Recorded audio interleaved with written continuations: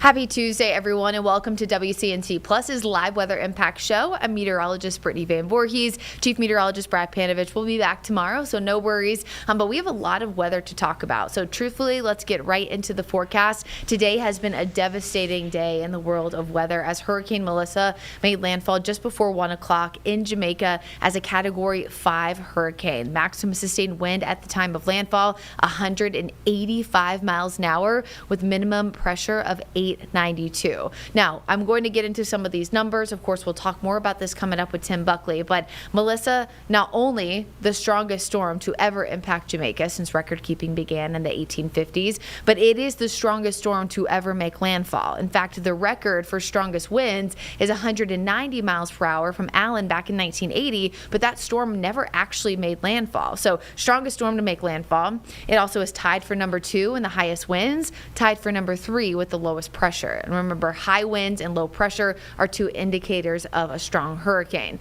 So I know we've been talking about Melissa a lot over the past few days, but the storm is going to continue to impact the islands over the next 24 to 36 hours. You can see the eye of Melissa has now reemerged into the open ocean. As it's done so, the storm has maintained Category 4 hurricane strength. And I don't think we talk about this enough in this storm. Yes, technically, from the time of landfall, we're down 40-mile-per-hour winds, but it is still a powerful Category 4 and is still going to indicate a lot of land. Because of the western side here of Jamaica, I'm going to point this out for us here on the map since we already have it. Think about how skinny this side is. It looks like my thing doesn't want to draw.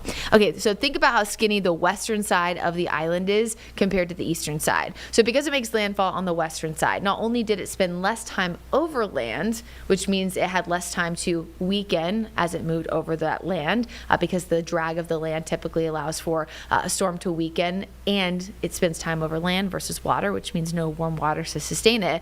But it didn't spend that much time over land, 1. And 2, because it made landfall on the western side of the island, if you remember from Friday, Tim and I were talking about this, but that meant that the eastern side of the island was set up horribly for maximum storm surge, maximum winds, and also a higher risk for tropical tornadoes and a severe weather risk. Now the storm is beelining for eastern Cuba, and by tomorrow morning, so by the time you are waking up Wednesday, getting your day going, the storm will have already made landfall in eastern Cuba, likely as a Category 4.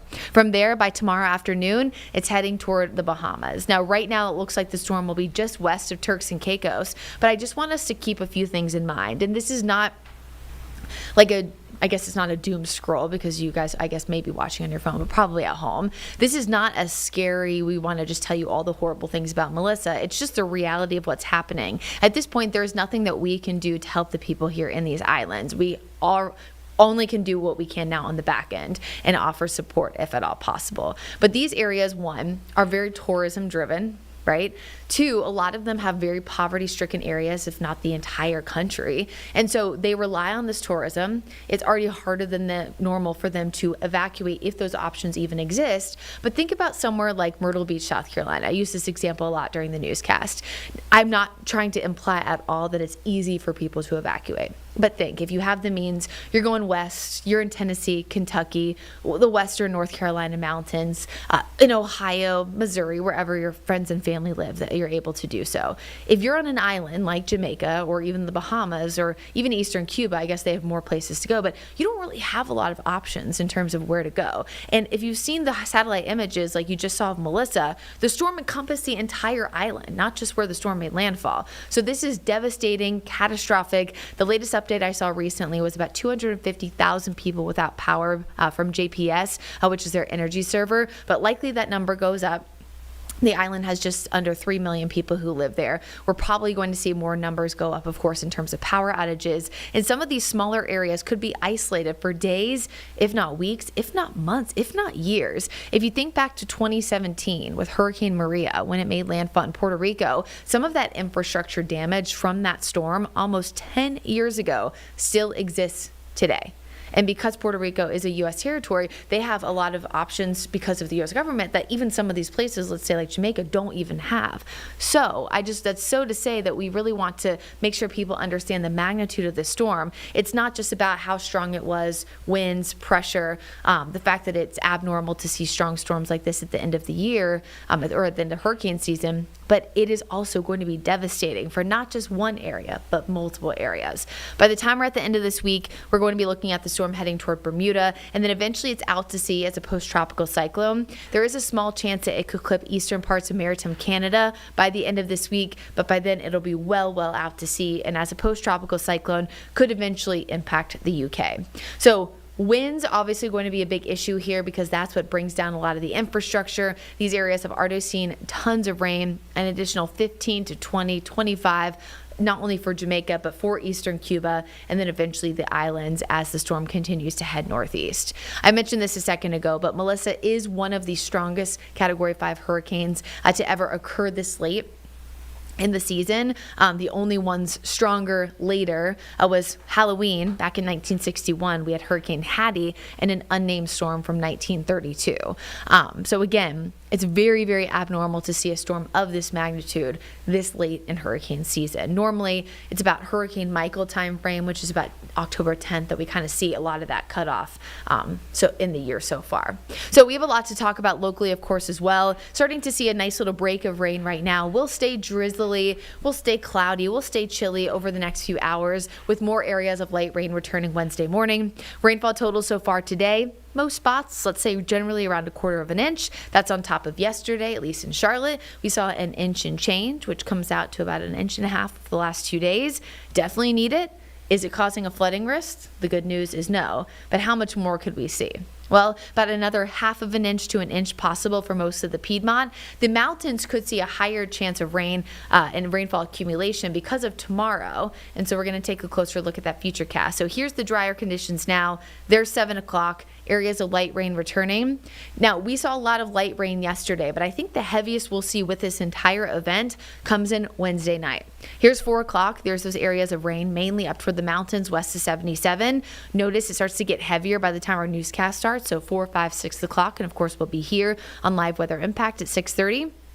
And then it's pretty much out of here by Thursday morning. So there is more rain to come, but right now is probably a nice little break time from some of the heavier rain that we saw yesterday, but more heavy is to come. Halloween weekend starts on Friday. It's really nice to have, I think, Halloween on a Friday for not just the adults, but also the kiddos. I would suggest probably adding a long sleeve shirt, maybe leggings, pants, tights, something underneath the costumes, maybe a coat if you need it, right, for the more sensitive kids, but not sensitive emotionally, but sensitive basically to the cold, like myself. I was one of those kids, because it unfortunately is going to be on the chillier side. If you're trick-or-treating in the direct sunshine, it will feel more comfortable with highs in the 60s, but at night we're in the upper 30s and lower 40s. So it is going to be on the chillier side. Make sure that they are staying safe, staying weather aware for some of that chill. We could see our first upper 30s of the season so far by Saturday morning, but overall a great weekend ahead as we'll stay sunny, we'll stay on the cooler side, and then eventually Saturday night we fall back, right? Extra hour of sleep. More on the forecast coming up with Tim Buckley as we talk about what's happening with Melissa and have an update on a storm system that's bringing impacts to the Outer Banks. That's all coming up in just about 2 minutes.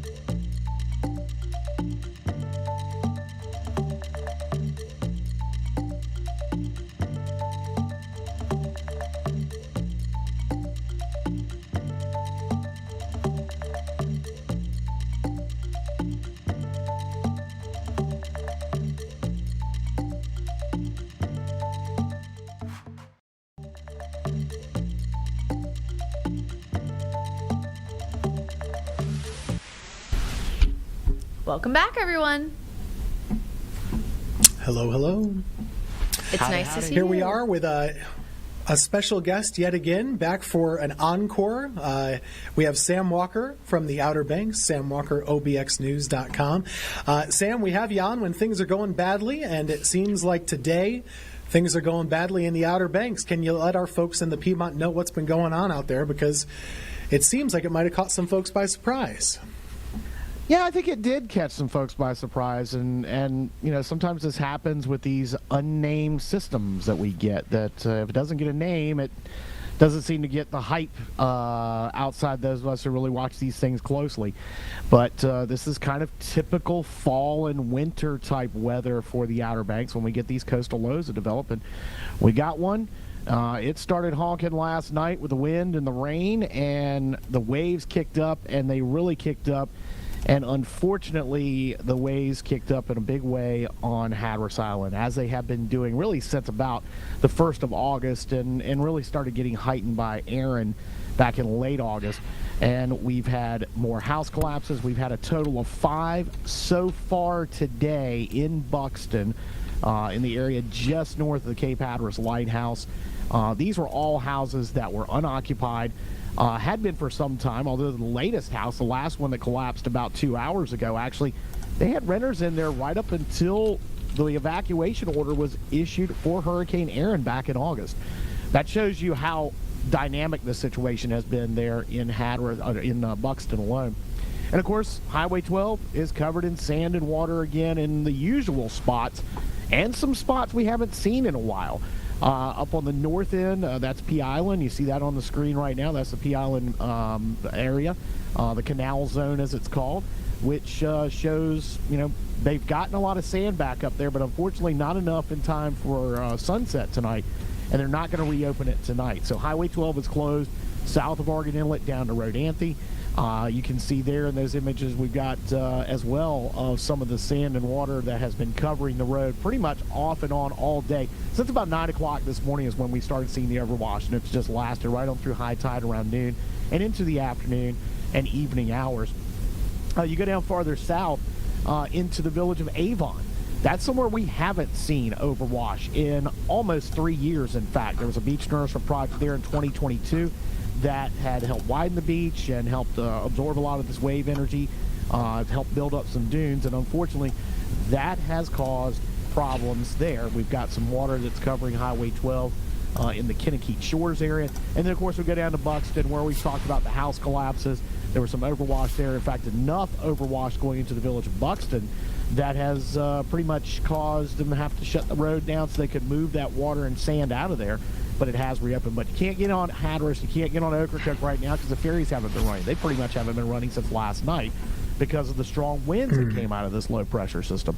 And we got another one to deal with coming up Wednesday night and Thursday. Got a brief lull, but it's going to be a rough couple of days. But again, this is kind of typical for this time of year. Fall and winter, we see these lows develop offshore. They blow up out there off the Gulf Stream and cause all kinds of problems out here on the coast. Well, and Sam, we know that we've seen a lot of storms so far this year. It seems like we've had the same conversation with you multiple times.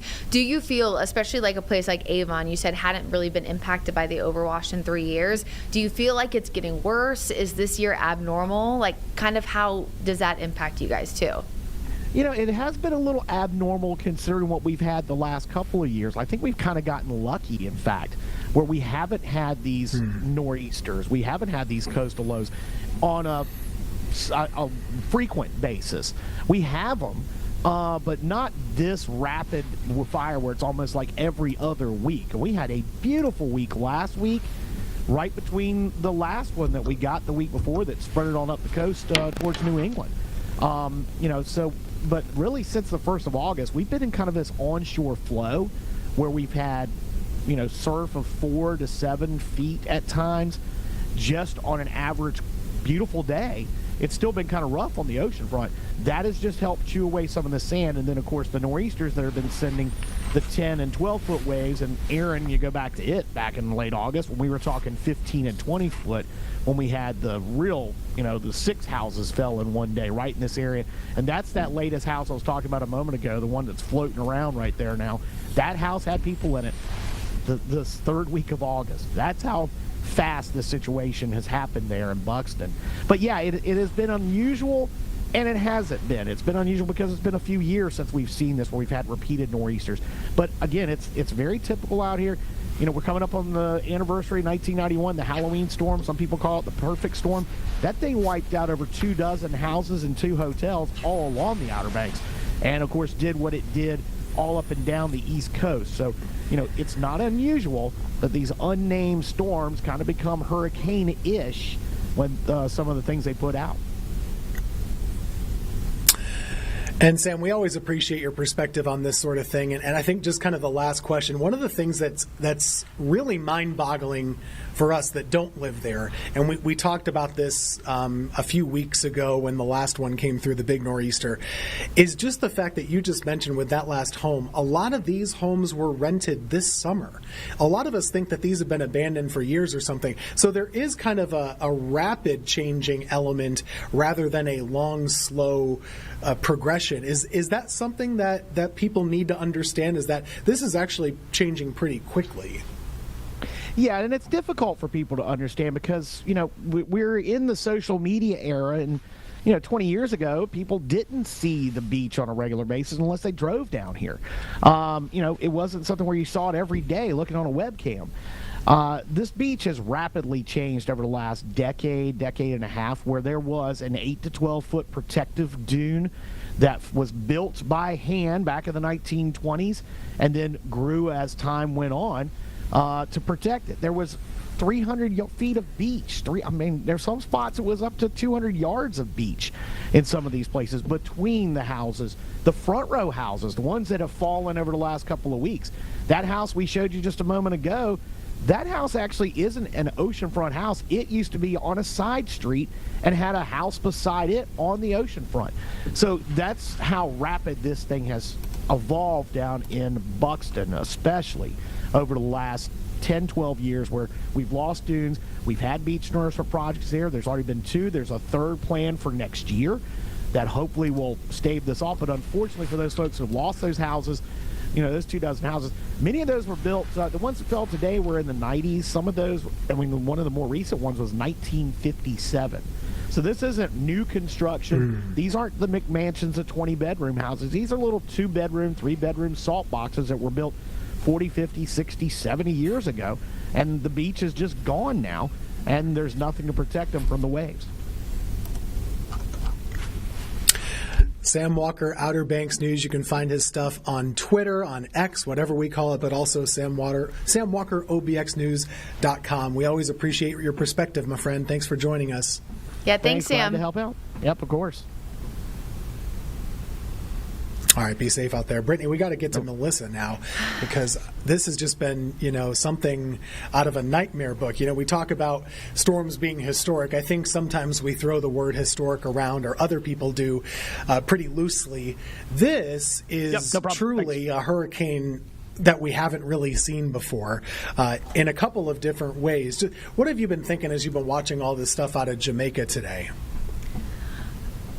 Honestly, I said this during our newscast earlier, Tim. I think with some of these storms, there's like a gut feeling, just like a pit in your stomach that you know that there's nothing you can do, other than obviously let people know ahead of time, which I think the officials did a pretty good job about warning. But I mentioned this too during the earlier part of Live Impact, knowing that we would talk about it as well. I think what people don't often understand, especially here in the United States, is that I'm not trying to imply by any stretch that it's easy for people to evacuate. But if you're in the coastal Carolinas, even Florida, there's oftentimes a lot of places that you can go if there was a Category 4, Category 5 hurricane. It doesn't take away the impact, but a lot of these islands that are already poverty stricken, a lot of the areas, or they fully rely on tourism, and they are cut off, I guess, from other places, like Jamaica being an island by itself. They don't really have that many options of where to go, because I think after a storm, a lot of times you hear they should have evacuated, they should have listened. You hear it all the time. But especially these areas, I mean, Jamaica island by itself, literally the size of Melissa, bigger than the entire island. Cuba, yes, eastern Cuba could probably go further west if they, have the means to do so. But then you look at the Bahamas that are going to be impacted by the end of tomorrow, but they don't have it. I mean, they're tiny, tiny, tiny little islands. And so then on top of that, you got nowhere to go, because if the storm itself is encompassing the entire country that you live in, what are you going to do? And I think that gets lost sometimes when we talk about these monster storms, regardless of their strength. I think what people want to know right now, we know the stats. We've talked about the pressure. We've talked about the wind, how both of those have been, top 3 all time, maybe right at the top for a landfall. What we're still probably wanting to know is, okay, how bad did it get? What is the damage? What are the, impacts to life and homes and all these things? And I don't think we really know that yet. I know we're starting to get some pictures and images, and Jeb, if you have some of those, we can show that throughout this segment. But I think what we're seeing mostly is coming out of the eastern side of the island, Brittany, where it wasn't Hurricane quite Melissa, so bad. one of the Oh, well, here we have some. So this is coming out of part of the island, of course. But what I'm kind of telling our producers here is, whatever we're seeing, this is coming from the places where they're able to text it out, send it out, cameras that are still working. Mm-hmm. On the side where the eye wall went through, we're not able to really get much out of there right now. Yeah, it's like, think back to Western North Carolina after Helene. There were so many areas that were cut off because of infrastructure that failed, cell phone signals, that weren't able to be seen. And on top of that, because it's the flash flooding risk after the fact, we know we've talked about it so many times with landslides and mudslides, but it's not in the moment specifically. A flash flood doesn't happen immediately. It takes normally some time, sometimes a few hours, sometimes even a few days. So the landslide risk and the mudslide risk and the flash flooding risk will remain, even as the storm now the eye is pulling away and moving back over open ocean. They're not out of the woods, and that's the thing too. With the size of Melissa, they're probably not going to be out of the woods till, would you say, tomorrow morning? And I just mean like active rain, active wind, because the winds are still very strong even if the storm is not a Category 4.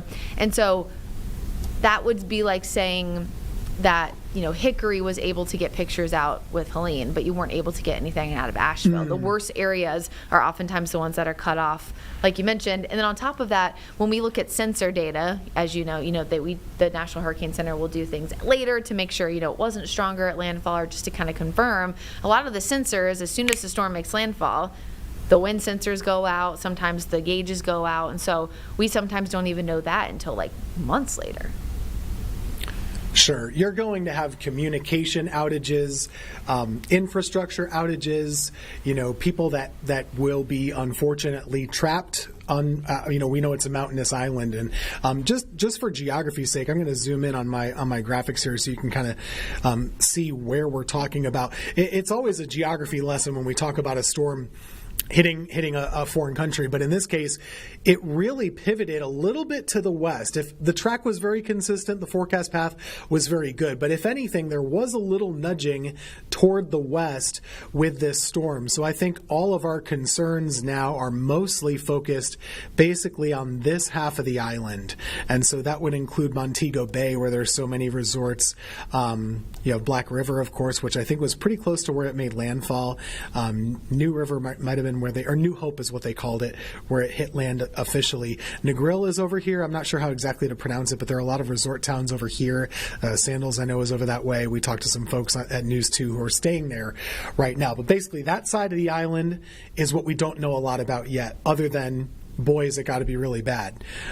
Kingston, the capital, which is where about half the people live, they mostly got tropical storm winds.